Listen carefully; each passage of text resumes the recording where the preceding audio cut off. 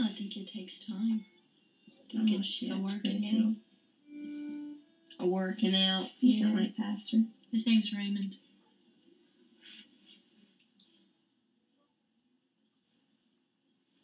I'm not there. I'm sorry. I'm just not there. That's all right. Most people are born in religion.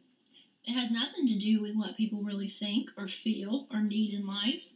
Everybody needs to know that they're a part of something that's much bigger than just day in, day out bullshit of go to sleep, to get up in the morning, to be able to go to work, to make money, to have food to eat, to go to sleep, to get up in the morning, to make money, to have, that's all it is that cycle. And so I would get depressed in the face of that. This is my lot in life. Everybody's looking for some kind of, to fill that need in them. But we always replace it with something crappy like drugs or job or religion. She just spit stuff out. You were not saying you had problems. Yeah. You were actually like us. Mm-hmm. I just go quiet in my room. It's your fault. It's not your fault.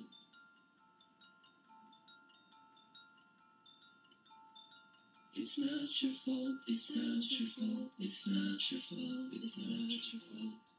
What seemed insurmountable was fixing the damage done to the mothers in the group.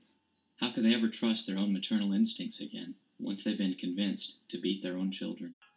Years old, I came to this country. I was a sinner. I didn't know anything. And I had to learn the Word of God, so I know how to obey. Are you ready to eat, folks? I hope so. These people must be down. If you be reproached for the name of Christ, happy are you, for the Spirit of glory and of God rests upon you. He talks a lot about suffering. That's the only way we can be shaped, when we have tribulation and suffering. Either we become bitter or we become better. Most Christians are so-called Christians. All they do is play church, live like everybody else during the week. My whole church was full of it. What got them so angry too partly is that I kept talking to them that they weren't saved. That got them so angry, including him. Including her. My own wife wanted to kill me. You can call us fanatics, you can call us sick. What we want is to become like the Master. So they're going to have to deal with this themselves and God. Maybe there's some suffering now. Maybe they need to say that Pastor Melz was pretty good to me. Trained how to build. When he left, he'd been building here. He's got only about 5 lots left. Joaquin was very instrumental to cause havoc.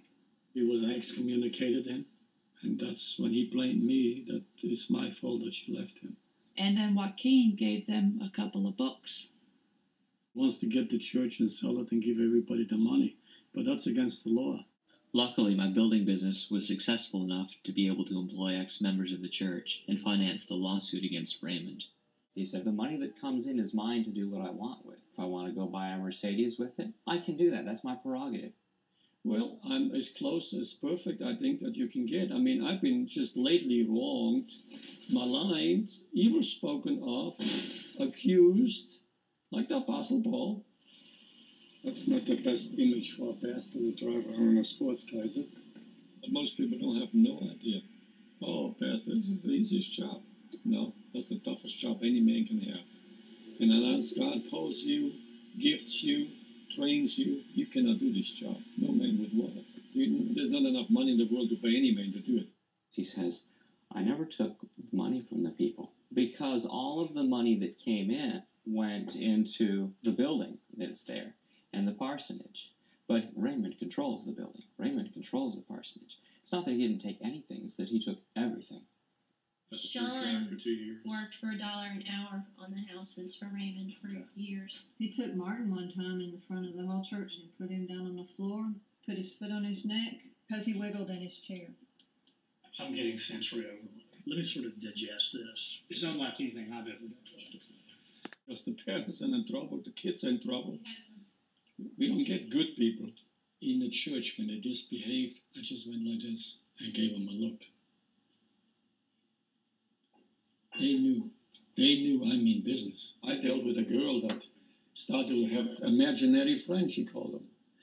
And they talked to her, and she didn't think there's anything wrong with that. And these were evil spirits talking to her. making some soup. They're putting pepper in it. You know pepper is really dirt, and salad is really leaves. Stir it up. It's done. Here's your soup.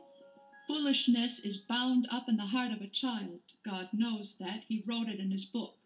And he said only the rod will drive it from them. Every child has the spirit and nature of the devil operating in him. If you have a rebellious son, and he doesn't listen to you as a parents, you take him to the priests, to the elders. If he doesn't listen to them, you know what God's word says? Stone him to death. Get rid of this rebel. I was in his family. They're gorgeous, huh? Those two girls. That's it. Will you quit now because some people accuse you wrongly or hit you in the face or steal from you? That is the whole idea that how the devil wants to stop you. Who made all these rules? There's typically not a denominational superstructure that appoints pastors. Anyone can claim they're a pastor if they have a following. My sister Carissa moved back in with our parents in California and started attending the local Baptist church with our dad. What one can look for in terms of a warning sign for realizing one is involved in an extreme group is that one can no longer account for oneself as a human being, as a person, with thoughts, with ambitions. If only your pastor can tell you who you are, to the extent that you have no story left of your own. Leave. A godly, spirit-filled woman will put herself under the authority of her husband. If she doesn't have a husband, she'll put herself under the authority of her father. If she doesn't have a father, she puts herself under the authority of the pastor and the leadership of the church. This sermon triggered her emotional memories of Mountain Rock Church, and she eventually stopped going to church altogether.